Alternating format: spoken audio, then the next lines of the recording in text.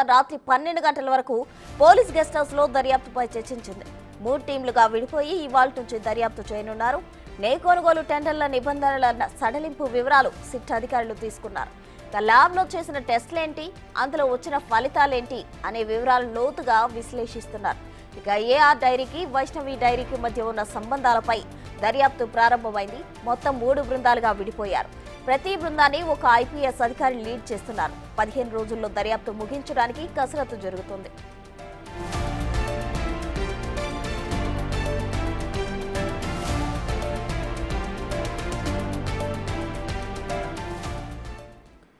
తిరుమల లడ్డూ వివాదానికి సంబంధించి సిట్ విచారణ షురూ చేసింది. దీనికి సంబంధించి మరిన్ని వివరాలు మా ప్రతినిధి దామోదర్ అందించడానికి సిద్ధంగా ఉన్నారు. దామోదర్, చెప్పండి. అయితే సిట్ విచారణ అయితే దూకుడుగా సాగుతుంది. 3 టీములుగా విడిపోయి సిట్ విచారణ చేయనుంది.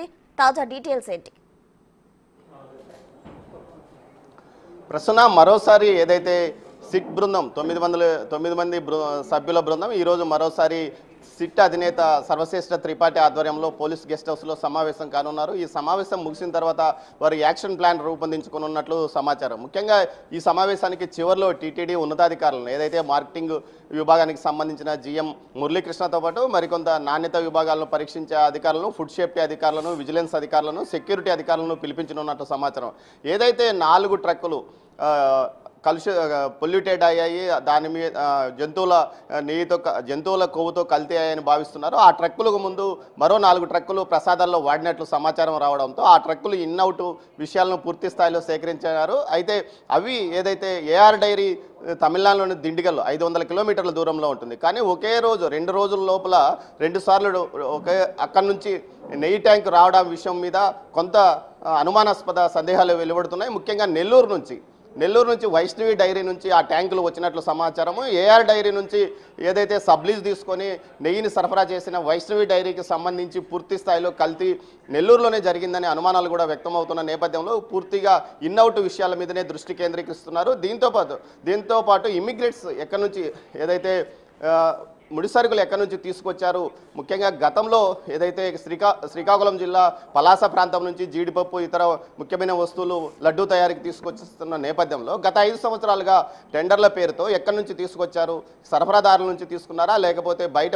వ్యక్తుల నుంచి తీసుకున్నారా అనే అంశం మీద కూడా సిట్ దర్యాప్తు కొనసాగుతుంది. మొత్తం మీద 3 బృందాలుగా సిట్ విడిపోనుంది.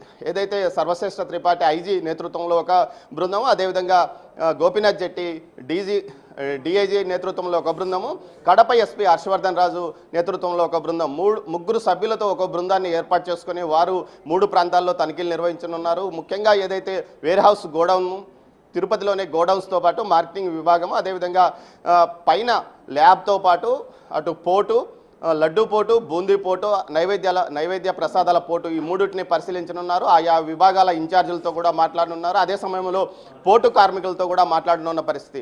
మరోవైపు మరో బృందం ఏదైతే పూర్తి స్థాయిలో బయట ప్రాంతాల్లో నెయ్యి ఎక్కడి నుంచి సరఫరా అయింది, నిబంధనలు ఏ విధంగా మార్చారు, కేవలం నిబంధనలు మార్చడం వల్లనే ఇలాంటి నాసిరకం నెయ్యి సరఫరా అయిందన్న అంశాన్ని ఇప్పుడు ప్రముఖంగా బయటికి రావడంతో ఎందుకు నిబంధనలు మార్చాల్సి వచ్చింది, ప్రొక్యూర్మెంట్ కమిటీలో కీలక సభ్యులుగా ఉన్న టీటీడీ పాలక మండలి సభ్యులు ఎవరు, వారు ఏదైనా ఏఆర్ డైరీ కానీ ఇతర డైరీలను కానీ సొంతంగా పరిశీలించారా, 800 కిలోమీటర్ల దూరాన్ని 1500 కిలోమీటర్ల దూరానికి ఎందుకు మార్చాల్సి వచ్చింది, కేవలం ఇటు ఉత్తర భారతదేశం కంటే దక్షిణ భారతదేశంలోనే ఎక్కువగా ఆవు నెయ్యి ఉత్పత్తి అవుతున్న నేపథ్యంలో మధ్యప్రదేశ్, ఉత్తరప్రదేశ్ నుంచి నెయ్యి తెప్పించాల్సిన అవసరం ఏమొచ్చింది, ఉత్తర భారతదేశంలో ఎక్కువగా పంజాబ్లో మాత్రమే ఆవు నెయ్యి లభ్యమవుతుండడంతో పంజాబ్ కాదని మిగతా ప్రాంతాల నుంచి ఎందుకు సేకరించారు, కల్తీ ఏ విధంగా జరిగింది, ల్యాబ్ టెస్ట్ పేరుతో పైనున్న చిన్న స్థాయి ల్యాబ్లో ఏ విధమైన పరీక్షలు నిర్వహించారు, 3 అరల్లో ట్యాంకర్లలో నుంచి నెయ్యి తీసుకొని వస్తున్న నేపథ్యంలో ఏ అరలోని నెయ్యిని టెస్ట్ చేశారు, మిగతా 2 అరల్లోని నెయ్యిని టెస్ట్ చేశారా లేకపోతే ఒకే అరలో ఉన్న నెయ్యిని టెస్ట్ చేశారా, ఈ విధంగా అనేక